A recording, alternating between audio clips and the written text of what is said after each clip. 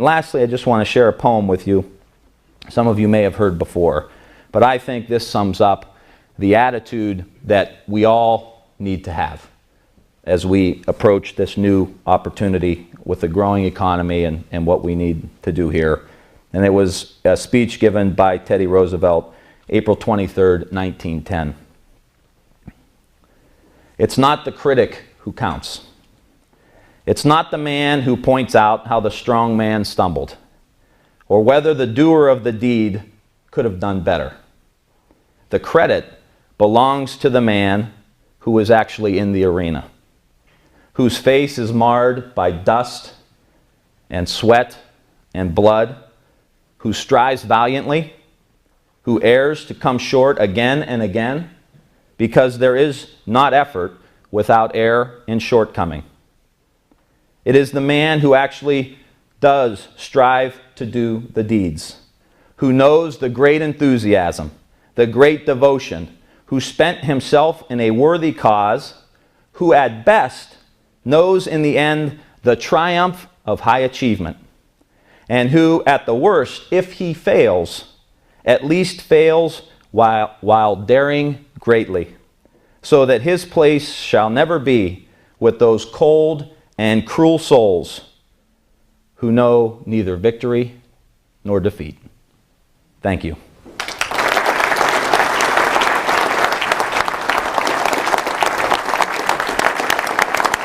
Okay, buddy.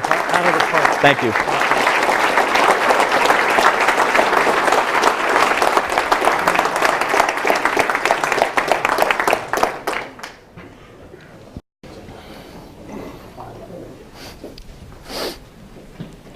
Some questions. Okay. With the program Project Hire, what else is available for struggling businesses? Well, I think the number one issue with businesses right now is credit, as we all know. And the president announced at the State of the Union $30 billion to go into the local community banks, which I think is critically important to try to loosen up credit. There has been a series of tax incentives for job creation. I know the state has a series of incentives that they also have, and there's been federal incentives also for job creation tax credits and investment tax credits. And I like what the president said about reducing capital gains taxes for small businesses.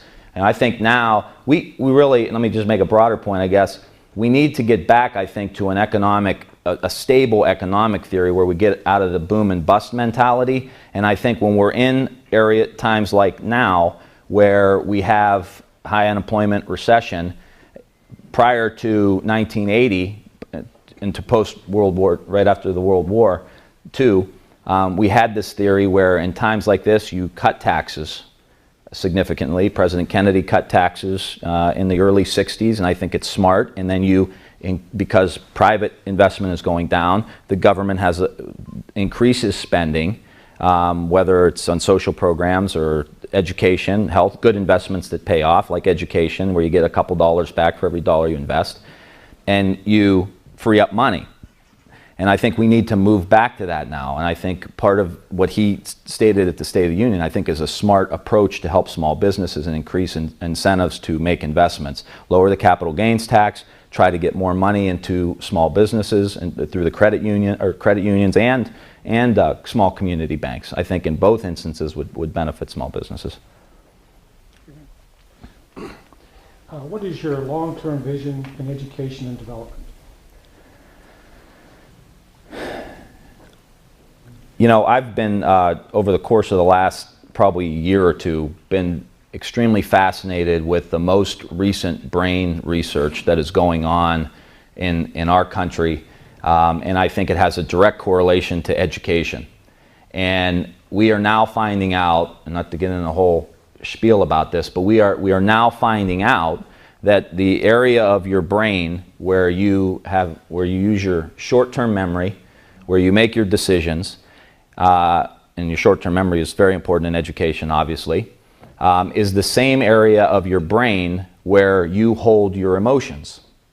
So kids that have tremendous challenges at home, in their neighborhoods, wherever, literally have the part of their brain that they need the most to study and learn and concentrate and focus and have a working memory gets just scrambled in many ways because of their emotional system. And the superintendent at Warren was sharing this story with me, and it makes complete sense, but we don't tend to see things in a holistic way. The young fella who was shot, Lloyd McCoy, in Warren, you remember he was in the house and there was the drive-by shooting and all that. Within days of that event, kids in his class had to take a test. Now, we all are alive and breathing and have blood running through our brains. Like, that's going to affect the kids. So that's one example of a very traumatic experience that happens that has affected test scores.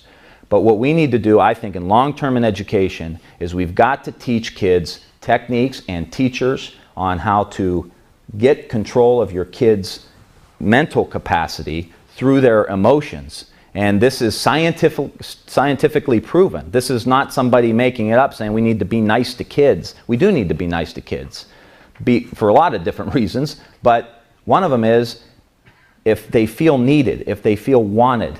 I went to law school because, and I've said this before, I went to law school because my mother and grandmother made it easier for me to go to law school than to live with them the rest of my life not going to law school, okay? It was because they cared about me and they wanted me to be successful. And, you know, that kind of environment needs to be cultivated in our schools. And there's, if you ever want to check it out, it's a group called CASEL. They're in Chicago, University of Chicago. Collaborative for Academic, Social, and Emotional Learning. I'll share with you finally. They did a meta-analysis of 300,000 students where social and emotional learning has been taught in the schools.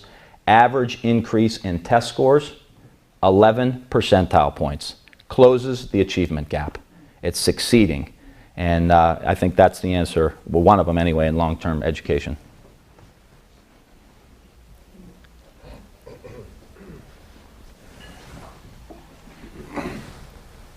With all of your achievements, we did miss out on some HUD assistant funding. Could you give us any recent updates with regard to that funding? Well, that funding is gone. That was a round of funding. It was a neighborhood stabilization program. It was the second version. So that pot of money that was distributed is gone. You know, as I said, you got your ups and downs. That was obviously something that nobody was real excited about. But I think we have learned a lot from it. Again, the upside is HUD is going to come here, check out our community. They love what's happening. And the key to that application was that we had 9 cities signing on together to make the application, which is why we thought we had a heck of a good shot, but we, you know, didn't perform in some other areas. But 9 cities. So, you know, you can't get 9 mayors to agree on what time it is. You know, no offense. I mean, but to get 9 communities together around here, that's the level of collaboration we now have going on in this community. So that pot of money is gone. We're hoping that if there is an increase in neighborhood stabilization, that we will be prepared to make another application. But that is something that could transform all 9 communities that are here. And I know Mayor Holmes is here as well. Our mayors have done a great job of working together because they realize that Struthers, Campbell, Lowville, you know, McDonald, Niles, Girard, and Warren, Youngstown are all better together and make it easier to leverage some of this federal and state money if we're all in it together.